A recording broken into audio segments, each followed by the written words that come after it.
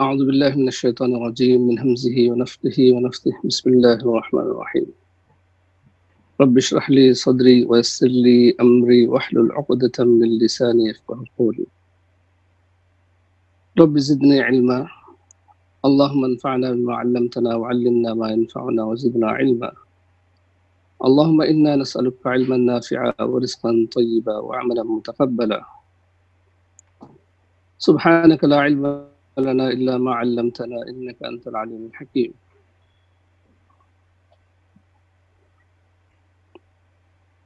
محترم سامعین و سامعات،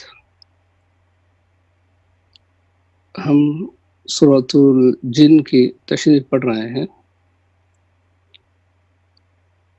اس میں سے آخری شق باقی ہے. انشاءاللہ آج ہم اس کو مکمل کر لیتے ہیں بإذن اللہ. چلیے شروع کرتے ہیں. اعوذ باللہ من الشیطان الرجیم بسم اللہ الرحمن الرحیم قل انما ادعو ربی ولا اشرک به احدا. آپ کہہ دیجئے کہ میں اپنے رب کو پکارتا ہوں اور اس کے ساتھ کسی کو شریک نہیں کرتا.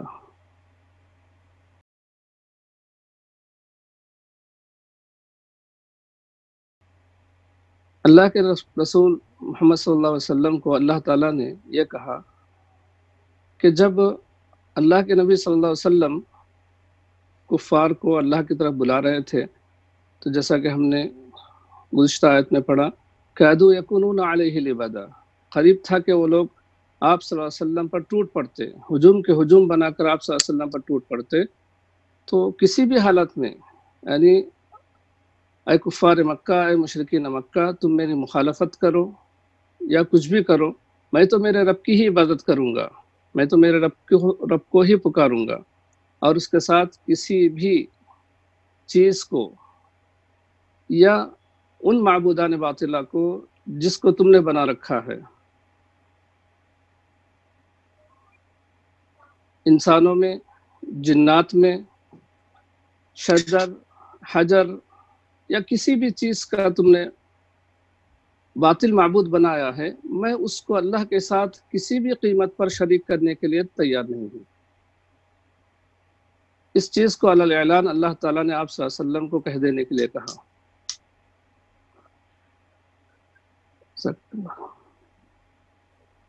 قل انی لا املک لکم ضرا ولا رشدا. یہ بھی کہہ دیجئے کہ میں تمہارے لیے کسی نقصان یا کسی فائدے کا مالک نہیں ہوں. اے محمد صلی اللہ علیہ وسلم آپ یہ بھی کہہ دیجئے ان کو کہ میں ایک انسان ہوں، ایک بشر ہوں. اللہ تعالیٰ کے مقابلے میں تمہارا میں کوئی نقصان نہیں کر سکتا اور نہ کوئی تم کو فائدہ نہیں پہنچا سکتا. ضرا ولا رشدا، مادی یا دینی. مادی نفع نقصان بھی اللہ کی اجازت کے بغیر کوئی کسی کو نہیں پہنچا سکتا، یا دینی نقصان بھی. یعنی مفسرین نے اس کو ضرا ولا رشدا کے معنی یہ بھی کیا ہے کہ ضرا غوایتا، یعنی میں تم کو گمراہ بھی نہیں کر سکتا اور نہ میں چاہا تو تم کو ہدایت بھی دے سکتا، میں کچھ بھی نہیں کر سکتا.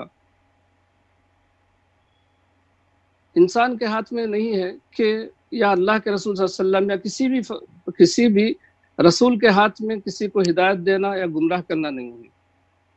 گرچہ کہ اللہ کے نبی صلی اللہ علیہ وسلم کی حرص یہ تھی، اللہ کے رسول صلی اللہ علیہ وسلم کی خواہش یہ تھی کہ سب کے سب ایمان لا لیں یا اللہ کی مخلوق تمام کی تمام اسلام میں داخل ہو جائے، لیکن اللہ کی مشیت ایسی نہیں تھی. جیسا کہ اللہ تعالیٰ نے کہا انک لا تہدی من احببت ولکن اللہ یہدی من یشاء. اور دوسری جگہ اللہ کے نبی صلی اللہ علیہ وسلم کی اس حرص کو بتاتے ہوئے اللہ تعالیٰ نے کہا فلعلک باخع نفسک علی آثارہم ان لم یؤمنوا بہذا الحدیث اسفا. اور دوسری جگہ کہا لعلک باخع نفسک الا یکونوا مؤمنین. اے محمد صلی اللہ علیہ وسلم آپ کی یہ حرص جو ہے کہ یہ لوگ ایمان لانے، اسلام میں داخل ہو جائیں، اس حرص پر یعنی اس تڑپ میں کہیں آپ اپنے آپ کو ہلاک نہ کر لیں. یعنی اللہ کے نبی صلی اللہ علیہ وسلم کو کہہ دینے کے لیے کہا اللہ تعالیٰ نے کہ میں اللہ کی اجازت کے بغیر تم کو ہدایت بھی نہیں دے سکتا، تم کو گمراہ بھی نہیں کر سکتا.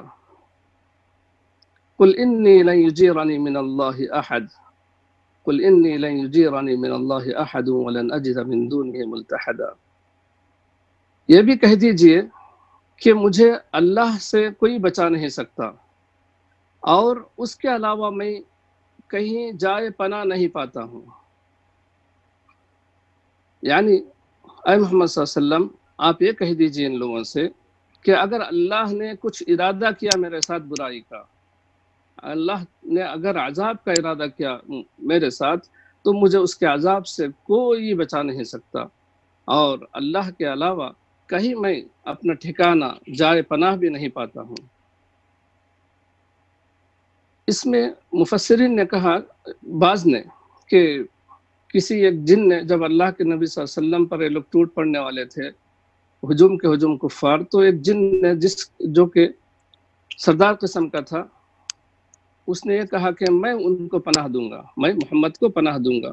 تو اس کے بارے میں اللہ تعالیٰ نے اللہ کے نبی صلی اللہ علیہ وسلم پر یہ آیت اتاری کہ کہہ دیجئے کہ اللہ کے علاوہ کوئی مجھے بچا نہیں سکتا، یعنی اللہ تعالیٰ کے علاوہ مجھے کوئی نہیں بچا سکتا، اور نہ میں جائے پناہ پاتا ہوں اللہ کے سوا کہیں۔ یہاں پر ملتحدہ کے معنی، ملتحدہ یعنی مأوى ملجا کے ہیں، موئلن کے بھی بتائے گئے ہیں معنی، یعنی سب ہم معنی ہیں، اسی سے ہے۔ یعنی ملتحدہ اس کا مادہ ہے لام حا دال، لحد، لحد یلحد کے معنی مالا، یعنی کہ جھکنا یا مائل ہونا، اس کے معنی ہیں۔ اللحد کس کو کہتے ہیں آپ جانتے ہیں کہ قبر کو جو کہ اندر اس کے کچھ حصہ الگ ہوتا ہے عام قبروں سے، تو اسی کو لحد کہتے ہیں۔ لحد فی الدین کے معنی ہے مالا عدل وجار، مالا عن الحق۔ الملحد اسی سے ہے العادل عن الحق، المدخل فیہ ما لیس فیہ، یعنی دین میں وہ چیزیں داخل کرنے والا جو دین میں نہیں ہے، اسی سے ملحد ہے۔ اور الحاد المیل والعدول عن الشیء، جیسا کہ قرآن میں بھی کئی جگہ اللہ تعالیٰ نے کہا ان الذین یلحدون فی آیاتنا لا یخفون علینا، اور دوسری جگہ کہا اللہ تعالیٰ نے وَلِلَّهِ الْأَسْمَاءُ الْحُسْنَى فَادْعُوهُ بِهَا وَالَّذِينَ يُلْحِدُونَ وَذَرِ الَّذِينَ يُلْحِدُونَ فِي آيَاتِهِ۔ آپ لوگوں کو ایک بات میں بتا دوں کہ جو بھی یہاں پر یا اس سے پہلے آپ لوگ پڑھ چکے ہیں قرآن میں یا حدیثوں میں جو پڑھتے ہیں، یہ نئے الفاظ یا وہ الفاظ جس کے کئی مشتقات نکلتے ہیں، کئی معنی نکلتے ہیں، اور ہر معنی ایک دوسرے سے جڑتا ہے کسی نہ کسی ناحیے سے، تو اس کو آپ اچھے سے نوٹ کریں اور خود سے بھی تحقیق کریں کہ اور کیا اس کے اندر معنی نکلتے ہیں، تاکہ ایک چیز کئی جگہ اگر ہم پڑھتے ہیں تو آسانی سے ہم کو سمجھ میں آ جائے۔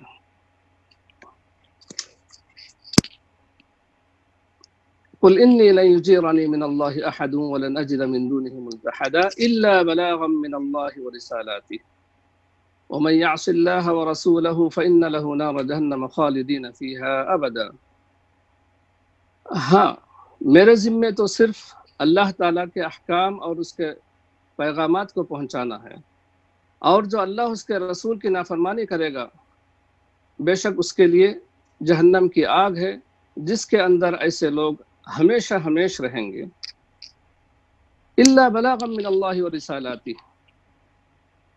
یہ جو استثناء ہے الا بلاغا من اللہ ورسالاتہ کس سے ہے؟ بعض نے کہا قل انی لا املک لکم ضرا ولا رشدا الا بلاغا من اللہ ورسالاتہ، کہ میں تمہارے کچھ کام نہیں آ سکتا، نہ نقصان پہنچا سکتا، نہ نفع پہنچا سکتا، نہ تم کو ہدایت دے سکتا ہوں، نہ گمراہی دے سکتا ہوں، نہ گمراہ کر سکتا ہوں، مگر میں یہ کر سکتا ہوں کہ اللہ کے پیغامات کو، اس کے احکام کو تم تک پہنچا سکتا ہوں، اس کے احکامات اور پیغامات کو تم تک پہنچا سکتا ہوں، یہ میری ذمہ داری ہے۔ کچھ نے کہا کہ قل انی لن یجیرنی من اللہ احد ولن اجد من دونہ ملتحدا الا ابلغ من اللہ ورسالاتہ، من اللہ رسالاتہ، یعنی اللہ سے مجھے کوئی نہیں بچا سکتا اور نہ میں اس کے سوا کہیں جائے پناہ پاتا ہوں اگر میں نے اللہ کے احکامات اور اس کے پیغامات کو نہیں پہنچایا۔ یہ معنی بھی بتائے ہیں، یا اس طریقے سے بھی اس کے معنی ہیں کہ اگر میں اللہ کے پیغامات، اللہ کے احکامات اور پیغامات کو نہیں پہنچایا تو اللہ تعالیٰ سے مجھے کوئی نہیں بچا سکتا۔ یہاں پر ایک چیز بعض لوگوں نے کہا الا بلاغا من اللہ ورسالاتی، یہاں پہ واو جو ہے یہ زائدہ ہے۔ بعض نے کہا کہ الا بلاغا من اللہ رسالاتی، میری ذمہ داری اتنی ہے، یہی ہے کہ میں اللہ تعالیٰ کے رسائل کو، اللہ تعالیٰ کے پیغامات کو تم تک پہنچا دوں۔ دیکھیے یہاں پر ایک چیز ہے کہ اللہ کے نبی صلی اللہ علیہ وسلم کو بھی اللہ تعالیٰ نے کہا کہ یا ایھا الرسول بلغ ما انزل الیک من ربک وان لم تفعل فما بلغت رسالته واللہ یعصمک من الناس، کہ اے رسول صلی اللہ علیہ وسلم تم پر جو اللہ تعالیٰ نے نازل کیا اس کو تم پہنچا دو، اگر تم نے ایسا نہیں کیا تو تم نے اللہ تعالیٰ کے پیغام کو نہیں پہنچایا۔ اللہ کے رسول صلی اللہ علیہ وسلم گرچہ کہ دن رات ایک کر کے اللہ کے نبی صلی اللہ علیہ وسلم اللہ کے بندوں تک اس دین کو پہنچانے کے لیے کتنی محنت کرتے تھے یہ ہم جانتے ہیں، پھر بھی اللہ تعالیٰ نے اللہ کے رسول صلی اللہ علیہ وسلم کو کہا کہ یا ایھا الرسول بلغ ما انزل الیک من ربک وان لم تفعل فما بلغت رسالته۔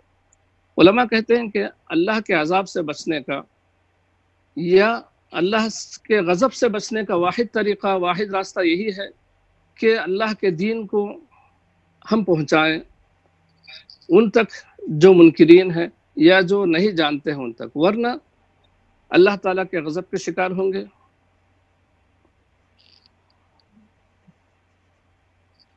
الا بلاغا من اللہ ورسالاتہ ومن یعص اللہ ورسولہ فإن له نار جہنم خالدین فیہا ابدا، میرے اس پہنچانے کے بعد بھی ومن یعص اللہ ورسولہ، جو اللہ اور اس کے رسول کی نافرمانی کرے گا تو اس کے لیے جہنم کی آگ ہے، خالدین فیہا ابدا، ایسے لوگ جس کے اندر ہمیشہ ہمیشہ رہیں گے۔ یہاں پر یعص اللہ ورسولہ، عصیان سے مراد یہاں پر کفر اور شرک ہے۔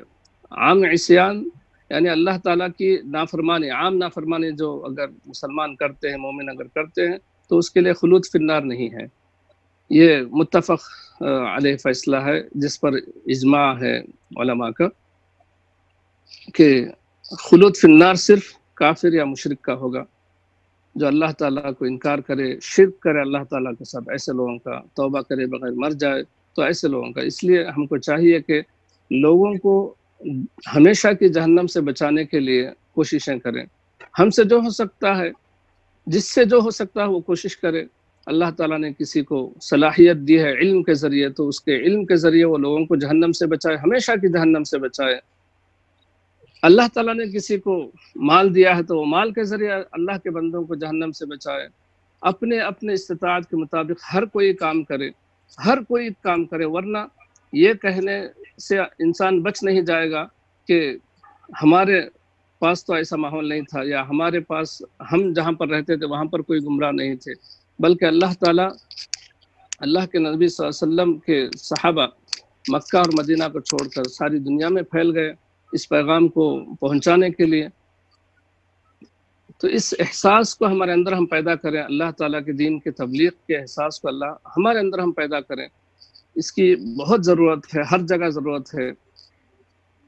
اللہ تعالیٰ ہم تمام کو اس کی توفیق دے، اور اللہ تعالیٰ کے اس فریضے کو، دین کے فریضے سے سستی کرنے سے اس کے اندر ہم کو اللہ تعالیٰ بچائے۔ حتی اذا رأوا ما يوعدون فسيعلمون من اضعف ناصرا واقل عددا، یہاں تک کہ جب وہ دیکھ لیں جن کا ان سے وعدہ کیا جاتا تھا یا وعدہ کیا جاتا ہے، فَسَيَعْلَمُونَ مَنْ أَضْعَفُ نَاصِرًا وَأَقَلُّ عَدَدًا، تو وہ جان لیں گے کہ کس کے مددگار کمزور ہیں اور تعداد میں کون کم ہے۔ یعنی جب یہ لوگ ان سے جس دن کا وعدہ کیا جاتا تھا، عذاب کا یا قیامت کا جو وعدہ کیا جاتا ہے، جب وہ دیکھ لیں گے تو تب وہ جان لیں گے کہ کس کے مددگار کمزور ہیں۔ اضعف ناصرا یعنی مددگار کے حساب سے کون کمزور ہے اور تعداد کے حساب سے کون کم ہے۔ اس کے اندر دو بھی احتمالات بتائے ہیں لوگوں نے کہ دنیا میں جو عذاب ہے، بعض لوگ اس سے مراد یہ بھی لیے ہیں مفسرین کے جنگ بدر بھی مراد لیے ہیں کہ ان قریب تم سے ان سے وہ وعدہ کیا جاتا عذاب کا، تو اس سے مراد جنگ بدر ہے۔ یا دوسرے کافرین یا مشرکین پر آنے والے عذابات بھی مراد لیا ہے بعض لوگوں نے، اور قیامت کے دن کا بھی مراد لیا ہے جس کا وعدہ ان سے کیا جاتا ہے۔ من اضعف ناصرا فسيعلمون من اضعف ناصرا، تو وہاں پر وہ لوگ دیکھ لیں گے کہ کس کے مددگار کمزور ہیں، واقل عددا، تعداد میں کون کم ہے۔ اس سے مراد یہ کہا تعداد میں کم کون ہے کہ حتی اذا رأوا ما يوعدون فسيعلمون من اضعف ناصرا واقل عددا۔ بعض نے کہا کہ اس آیت کے پس منظر میں کہ جب اللہ کے نبی صلی اللہ علیہ وسلم نے یہ کہا کہ فَسَيَعْلَمُونَ مَنْ أَضْعَفُ نَاصِرًا وَأَقَلُّ عَدَدًا، تو بعض کفار نے کہا یا مشرکین نے اللہ کے نبی صلی اللہ علیہ وسلم سے پوچھا کہ وہ چیز کہاں ہے، وہ دن کہاں ہے جس کا تم وعدہ کرتے ہو، کب آئے گی؟ تو اس کے جواب میں اللہ تعالیٰ نے یہ آیت نازل کی، قُلْ إِنْ أَدْرِيَ قَرِيبٌ مَا تُوعَدُونَ أَمْ يَجْعَلُ لَهُ رَبِّي أَمَدًا۔ کہہ دیجئے اے محمد صلی اللہ علیہ وسلم کہ میں نہیں جانتا کہ جس کا تم سے وعدہ کیا جا رہا ہے یا وہ قریب آنے والی ہے، یا میرے رب نے اس کی مدت دراز کر دی ہے۔ یعنی میں جس کا وعدہ تم سے کر رہا ہوں جس دن کے آنے کا، کیا وہ قریب ہے یا اللہ تعالیٰ نے یا میرے رب نے اس کی مدت دراز کر دی ہے، یہ میں نہیں جانتا۔ کیونکہ اللہ کے نبی صلی اللہ علیہ وسلم وہی چیزیں پہنچاتے تھے جو اللہ تعالیٰ نے ان کو کہا تھا، یا اللہ تعالیٰ جو ان کو کہتا تھا وہی چیزیں پہنچاتے تھے۔ تو اللہ کے نبی صلی اللہ علیہ وسلم کچھ اپنے طرف سے نہیں کہتے تھے۔ وَمَا يَنطِقُ عَنِ الْهَوَىٰ إِنْ هُوَ إِلَّا وَحْيٌ يُوحَىٰ۔ اللہ کے نبی صلی اللہ علیہ وسلم اپنے طرف سے کوئی بھی چیز نہیں کہتے تھے۔ تو کفار و مشرکین کو یہ کہا گیا کہ میں نہیں جانتا کہ کب وہ دن ہے، قیامت کا دن کب ہے۔ جیسا کہ اللہ کے نبی صلی اللہ علیہ وسلم سے بعض صحابہ نے بھی پوچھا کہ قیامت کا دن کب ہے، تو اللہ کے نبی صلی اللہ علیہ وسلم نے یہی کہا کہ میں نہیں جانتا، یا اللہ تعالیٰ نے جیسے قرآن میں نازل کیا کہ قیامت کب ہے میں نہیں جانتا، اور حدیث جبریل میں جیسا کہ اللہ کے نبی صلی اللہ علیہ وسلم نے کہا جب جبریل علیہ السلام نے پوچھا متی الساعة ما المسؤول عنها بأعلم بالسائل عالم الغیب فلا يظهر على غیبه احدا ام يجعل له ربی امدا، ربی سے ہی اس کا بدل ہے عالم الغیب فلا يظهر على غیبه احدا، غیب کا جاننے والا اپنے غیب پر کسی کو مطلع نہیں کرتا ہے، اپنے غیب کی اطلاع وہ کسی کو نہیں دیتا ہے۔ عالم الغیب، غیب کا جاننے والا۔ غیب کیا چیز ہے؟ جو انسانوں کے آنکھوں سے اوجھل ہے وہ غیب ہے۔ فلا يظهر على غیبه احدا، اپنے غیب کی اطلاع اللہ تعالیٰ کسی کو نہیں دیتا ہے۔ یہ چیز تو ہم جانتے ہیں اچھی طریقے سے کہ عالم الغیب صرف اللہ تعالیٰ ہی ہے۔ اللہ کے نبی صلی اللہ علیہ وسلم یا کائنات میں کوئی بھی شخص چاہے وہ جو بھی ہو، یہاں تک کہ اللہ کے نبی صلی اللہ علیہ وسلم جو سید الرسل ہیں، سید البشر ہیں، آپ بھی غیب کو نہیں جانتے تھے۔ الا من ارتضى من رسول، مگر رسولوں میں سے جس سے وہ راضی ہو جائے، فإنه يسلك من بين يديه ومن خلفه رصدا، وہ ان کے پیچھے سخت، ان کے آگے اور پیچھے سخت پہرے کو لگا دیتا ہے، سخت پہرا مقرر کر دیتا ہے۔ الا من ارتضى من رسول، مگر رسولوں میں سے جس سے وہ راضی ہو جائے، جس کو وہ پسند کر لے، فإنه يسلك من بين يديه ومن خلفه رصدا، وہ اس کے آگے اور پیچھے پہرا مقرر کر دیتا ہے۔ یہاں پر ذرا غور کیجئے کہ عالم الغیب فلا يظهر على غیبه احدا الا من ارتضى من رسول، اللہ تعالیٰ غیب کی چیزوں کو صرف اور صرف ان رسولوں پر ظاہر کرتا ہے جس سے وہ راضی ہو جائے۔ یعنی رسول جو بھی اللہ کے نبی تھے، انبیاء تھے، رسول تھے، اللہ تعالیٰ ان کو وحی کے ذریعے کچھ چیزیں ان پر اللہ تعالیٰ واضح کرتا تھا، ان کو معلومات دیتا تھا، وہ چیزیں جو ان کو رسالت کے پہنچانے میں مدد کریں، انہی چیزوں کو اللہ تعالیٰ بتاتا تھا جو قیامت کے قریب ہونے والے ہیں یا قیامت کے اندر ہونے والے ہیں، آخرت میں جو چیزیں پیش آنے والی ہیں۔ یہ سب چیزیں اللہ تعالیٰ کی غیب کی چیزیں تھیں جو اللہ تعالیٰ نے اپنے رسولوں کو بتایا۔ اللہ کے رسول صلی اللہ علیہ وسلم محمد صلی اللہ علیہ وسلم کی آمد کے بارے میں اللہ تعالیٰ نے موسیٰ علیہ السلام کو، عیسیٰ علیہ السلام کو خبر دیا۔ یہ غیب تھا اس وقت جو کہ اللہ تعالیٰ نے ان لوگوں کو اس کی خبر کی اللہ تعالیٰ نے۔ ویسے اللہ کے نبی صلی اللہ علیہ وسلم پر اللہ تعالیٰ نے قرآن اتارا، قرآن کے اندر کتنی چیزیں غیب کی چیزیں ہم پاتے ہیں جو ہونے والی تھی اس وقت قیامت کے قریب، اب آئندہ بھی جو ہونے والی ایسی چیزیں ہیں جو قرآن کے اندر پائی جاتی ہیں، قیامت میں جو ہونے والی چیزیں ہیں، آخرت کے دن جو ہونے والی چیزیں ہیں، ان چیزوں کو ہم قرآن کے اندر پاتے ہیں، سب غیب کی چیزیں ہیں، لیکن اللہ تعالیٰ نے اللہ کے نبی صلی اللہ علیہ وسلم پر اس کا اظہار کیا۔ اور حدیث میں بھی بہت سارے ایسی چیزیں پاتے ہیں ہم جو اللہ کے نبی صلی اللہ علیہ وسلم نے کہا ہم کو وحی کے ذریعے، یہ سب چیزیں اللہ کے نبی صلی اللہ علیہ وسلم نے اپنے طرف سے کچھ بھی نہیں بتایا۔ وَمَا يَنطِقُ عَنِ الْهَوَىٰ إِنْ هُوَ إِلَّا وَحْيٌ يُوحَىٰ، اللہ کے نبی صلی اللہ علیہ وسلم جو بھی بات کرتے تھے صرف وحی تھی وہ۔ تو اللہ تعالیٰ نے جب اللہ کے نبی صلی اللہ علیہ وسلم کو وحی کے ذریعے بتایا غیب کی چیزیں، تو اللہ کے نبی صلی اللہ علیہ وسلم تو غیب کے جاننے والے نہیں ہوئے، وہی چیزیں آپ صلی اللہ علیہ وسلم غیب کی بتاتے تھے جن کو اللہ تعالیٰ ان کو بتاتا تھا، وہی چیزیں اللہ کے رسول صلی اللہ علیہ وسلم اپنے امت کو بتایا کرتے تھے۔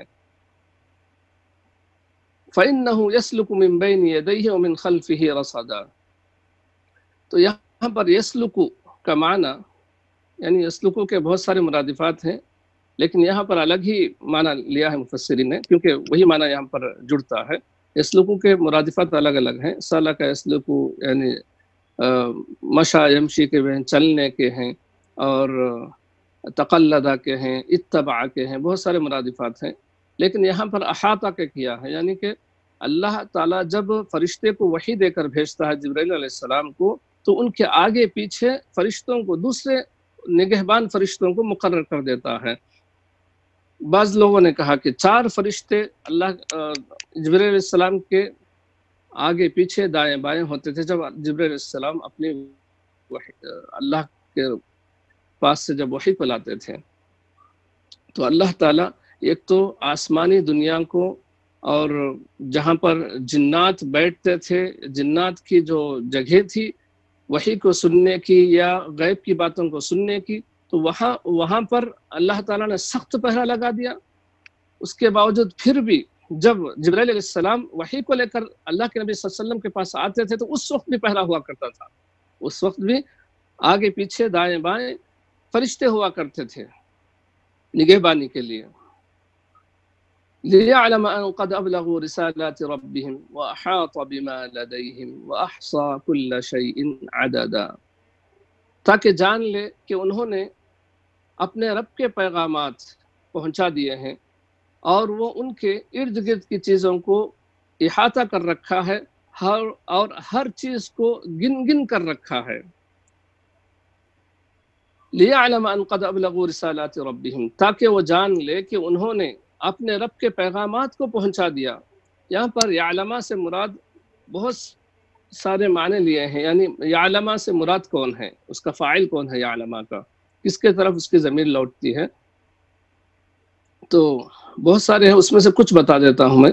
ویسے تو محمد صلی اللہ علیہ وسلم کو لیا ہے فاعل، اس میں اللہ تعالیٰ کو لیا ہے، ابلیس کو لیا ہے، جنات کو لیا ہے، پھر الناس یعنی لوگوں کو لیا ہے، اور الرسل عمومی جو بھی رسل گزرے ہیں ان کو لیا ہے۔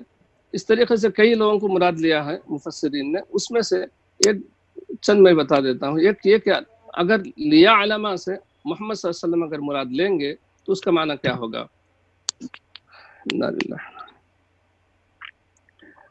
کہ اگر محمد صلی اللہ علیہ وسلم کو مراد لیں گے اس سے، تو معنی یہ ہے کہ تاکہ محمد صلی اللہ علیہ وسلم جان لیں کہ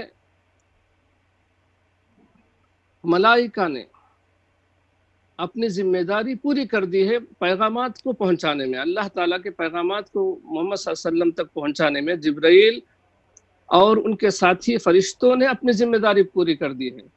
ایک معنی یہ ہے، اور دوسرا معنی جب محمد صلی اللہ علیہ وسلم کو مراد لیتے ہیں کہ تاکہ محمد صلی اللہ علیہ وسلم جان لیں کہ ان سے پہلے کے رسولوں نے بھی اسی طریقے سے ذمہ داری پوری کر دی جس طریقے سے آپ محمد صلی اللہ علیہ وسلم ذمہ داری کو نبھا رہے ہیں۔ یہ دو معنی ہیں۔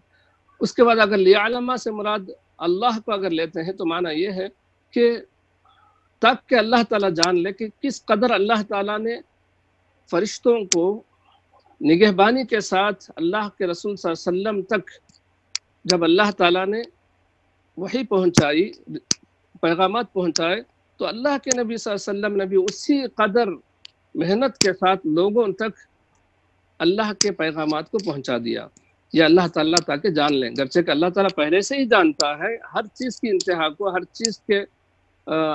ہر چیز کا اللہ تعالیٰ ہر چیز پر قادر ہے، ہر چیز پر عالم ہے اللہ تعالیٰ، پھر اس کے باوجود بھی اللہ تعالیٰ جیسا کہ دوسری جگہ کہا کہ اللہ تعالیٰ نے کئی جگہ اس اپنے علم کا اظہار یعنی لیعلم ان قد ابلغوا رسالات ربهم جیسا کہ اللہ تعالیٰ نے یہاں پر کہا، تو اسی طریقے سے دوسری جگہ بھی اللہ تعالیٰ نے اپنے علم کا اظہار کے لیے یہ بتایا ان قد ابلغوا رسالات ربهم کہ فلا يعلمن الله الذين صدقوا ولا يعلمن الكاذبين، یعنی اللہ تعالیٰ نے یہاں پر کیا کہا کہ تاکہ اللہ تعالیٰ جان لے فلا يعلمن الله الذين صدقوا، یا دوسری جگہ ہے فلا يعلمن الله الذين آمنوا ولا يعلمن الله المنافقين، گرچہ کہ اللہ تعالیٰ پہلے سے جانتا ہے پھر بھی اس کا اظہار اللہ تعالیٰ نے یہاں پر کیا ہے۔ ایک معنی یہ ہو گیا۔ دوسرا لیعلم سے مراد اگر الناس کو لیں گے تو مطلب یہ ہے کہ لوگ جان لیں کہ اللہ کے نبی صلی اللہ علیہ وسلم نے پیغامات کو، رسولوں نے پیغامات کو، اللہ تعالیٰ کے پیغامات کو پہنچا دیا، یہ بھی معنی ہے۔ اتنا ہم یہاں پر یہ کریں گے۔ وَأَحَاطَ بِمَا لَدَيْهِمْ، اور اللہ تعالیٰ نے ہر چیز کو گھیر رکھا ہے جو ان کے آس پاس ہے، ارد گرد جو بھی چیزیں ہیں اس پر اللہ تعالیٰ نے اس کو گھیر رکھا ہے۔ وَأَحْصَى كُلَّ شَيْءٍ عَدَدًا، اور اللہ تعالیٰ نے ہر چیز کو گنتی کے اعتبار سے بھی اللہ تعالیٰ نے ہر چیز کی عدد کر رکھی ہے، اللہ تعالیٰ نے ہر چیز کو گن رکھا ہے۔ یہاں پر بھی اللہ تعالیٰ کے کمال علم کا اظہار ہوتا ہے کہ اللہ تعالیٰ نے جیسا کہ اللہ تعالیٰ نے کہا وَقَدْ أَحَاطَ اللَّهُ بِكُلِّ شَيْءٍ عِلْمًا، دوسرے سورۃ الطلاق میں وَأَحْصَى كُلَّ شَيْءٍ عَدَدًا، ہر چیز کی گنتی اللہ تعالیٰ کے پاس ہے، جو بھی کائنات میں چھوٹی یا بڑی چیز ہے، چاہے وہ جتنی بھی چھوٹی ہماری ہم کو نظر نہ آتی ہو، پھر بھی اللہ تعالیٰ نے اس کو گن رکھا ہے۔ اللہ تعالیٰ کے کمال علم کا اظہار ہے اس آیت کے اندر۔ وقت چونکہ کم ہے، ہم یہیں پر اس کی تشریح ختم کرتے ہیں کہ یہاں تک سورۃ الجن ختم ہوتی ہے۔ اب ہم معانی الکلمات دیکھتے ہیں۔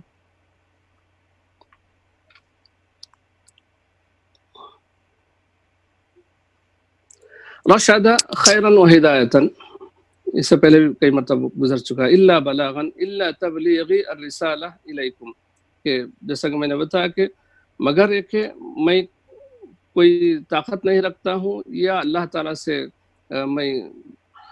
سے مجھے کوئی بچانے والا نہیں ہے، اور نہ میں کوئی جائے پناہ پاتا ہوں مگر ایک اللہ کے پیغامات کو پہنچا کر۔ ملتحدہ ملجأ الجأ الیہ، یہ آپ لوگ جانتے ہیں اس کا ملجأ الجأ الیہ، جس کے طرف میں پناہ پاؤں۔ امدا اجلا وغایتا رصدا ملائکتا یحرسونہ ویحفظونہ، یہ سب گزر چکا ہے۔ آپ لوگ ماشاءاللہ عربی بہت پڑھ رہے ہیں دروس لغہ وغیرہ کے ذریعے۔ ما استفاد من الآیات العبادة الحقیقیة ينبغي ان تكون خالصة للہ ولا نشرک به احدا، حقیقی عبادت اللہ تعالیٰ کے لیے ہونی چاہیے اور اس کے ساتھ ہم کسی کو شریک نہیں کریں گے۔ الرسول، اچھا یہ کس سے مستفاد ہے؟ العبادة الحقیقیة ينبغي ان تكون قل انما ادعو ربی ولا اشرک به احدا۔ الرسول بشر لا يملك هداية احد ولا غوايته وانما مرد ذلك الى اللہ، رسول صلی اللہ علیہ وسلم کسی کو ہدایت نہیں دے سکتے ہیں اور کسی کو گمراہ نہیں کر سکتے ہیں، بس اس کا مالک تو اللہ ہے۔ لا يستطيع الرسول او غیرہ النجاة من اللہ ان عصاہ، اللہ کے رسول یا کوئی بھی اللہ سے بچ نہیں سکتے ہیں۔ اچھا اوپر کی جو آیت ہے وہ کس سے مستفاد ہے کہ الا بلاغا من اللہ ورسالاتہ، اس کے بعد لا يستطيع الرسول غیر النجاة من اللہ ان عصاہ، یہ بھی اسی سے ہے کہ رسول یا کوئی بھی اللہ کی نافرمانی کر کے بچ نہیں سکتے ہیں۔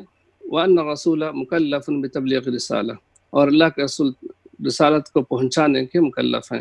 استأثر اللہ بعلم الغیب، اللہ تعالیٰ کے لیے خاص ہے علم غیب۔ اما من يصطفیہم من الرسل فیطلعهم على ما يعاونهم على اداء الرسالہ، تو اللہ تعالیٰ جن رسولوں کو چن لیتا ہے ان کو جو ان کی ادائے رسالت کے لیے معاون چیزیں ہیں اسی سے اللہ تعالیٰ مطلع کرتا ہے. علم اللہ محیط بکل. اور یہ جو آیت ہے نمبر 4 مستفاد ہے کس آیت سے ہے؟ عالم الغیب فلا یظہر علی غیبہ احدا الا من ارتضی من رسول. علم اللہ محیط بکل شیء ما فی الکون صغر ام کبر واحصى کل شیء عددا. اللہ تعالیٰ کا علم ہر چیز پر محیط ہے کائنات میں، چاہے چھوٹی یا بڑی، اور اللہ تعالیٰ ہر چیز کو گن رکھا ہے. اور یہ کس سے ہے آپ لوگ پتہ ہے، قد احاط بهم واحصى كل شيء عددا. المناقشة بما وصف الجن القرآن. یہ مجھے آپ لوگوں سے پوچھنا تھا، آپ لوگ بتا سکتے ہیں اس میں سے؟ جی سن رہے ہیں آپ میں سے کوئی؟ مجھے سب تو سن رہے ہوں گے، بتائیے کہ بما وصف الجن القرآن. قرآن عجبا. اور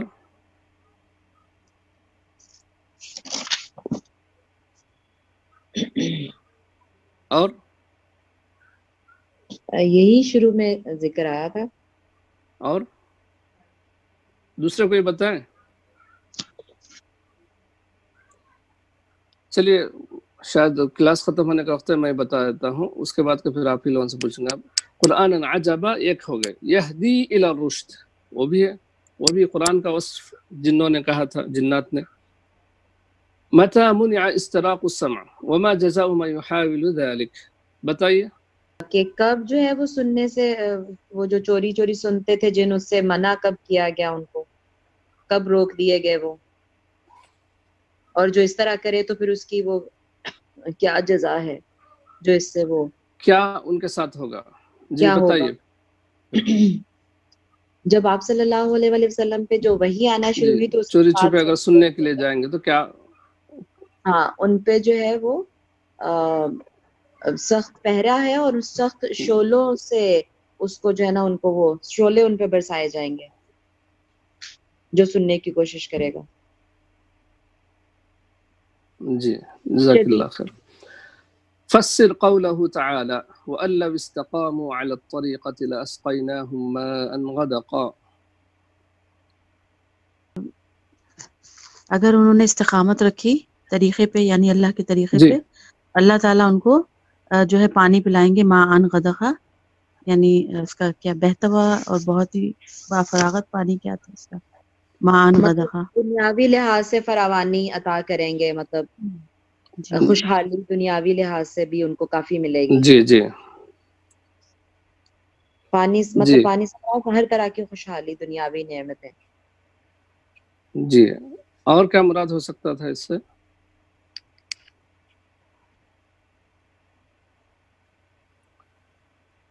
وَأَن لَّوْ اسْتَقَامُوا عَلَى الطَّرِيقَةِ. علی الطریقہ، طریقہ سے مراد میں نے شاید 2 چیزیں بتائی تھی، ایک طریقہ یعنی اسلام یا دین، اور دوسرا وَأَمَّا الْقَاسِطُونَ فَكَانُوا لِجَهَنَّمَ حَطَبًا. وَأَن لَّوْ اسْتَقَامُوا. جی بولیے. وہ جو بتائے تھے، ایک تو اسلام پر استقامت اور غلط راستے پر رہنے کا. جی مصر ہونے پر، غلط راستے پر ہی اگر وہ لوگ مصر ہوتے تب بھی ہم ان کو کیا کرتے؟ مال کی فراوانی عطا کرتے، تعیش عطا کرتے، ان کو ان کے زندگی میں ہر چیز کی فراوانی عطا کرتے. تو اور بھی اس کے تفسیر اور بھی باقی ہے اس کی. چلیے ماشاءاللہ اتنا آپ لوگوں نے بتایا، جزاکم اللہ خیرا. ما المراد بقوله تعالى وأن المساجد لله فلا تدعوا مع الله أحدا. ما المراد بقوله تعالى وأن المساجد لله فلا تدعوا مع الله أحدا؟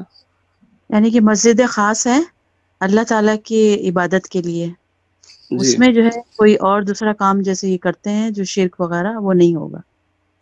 نہیں ہوگا. جی کہ اللہ تعالیٰ کے لیے خاص مساجد اللہ تعالیٰ کی ہی ہیں، اور اس توحید کا مرکز ہونی چاہیے مساجد. مساجد میں توحید کی دعوت ہو، توحید عام ہو مساجد میں. یہ اللہ تعالیٰ کی مراد ہے اس میں. فلا تدعوا مع اللہ احد، اللہ کے ساتھ کسی کو نہ پکارو، یعنی اللہ تعالیٰ کے سوا، چاہے وہ مساجد میں ہو چاہے کہیں بھی ہو، نہیں پکارنا چاہیے، لیکن بدرجہ اولا مساجد اللہ تعالیٰ کے لیے خاص ہونا.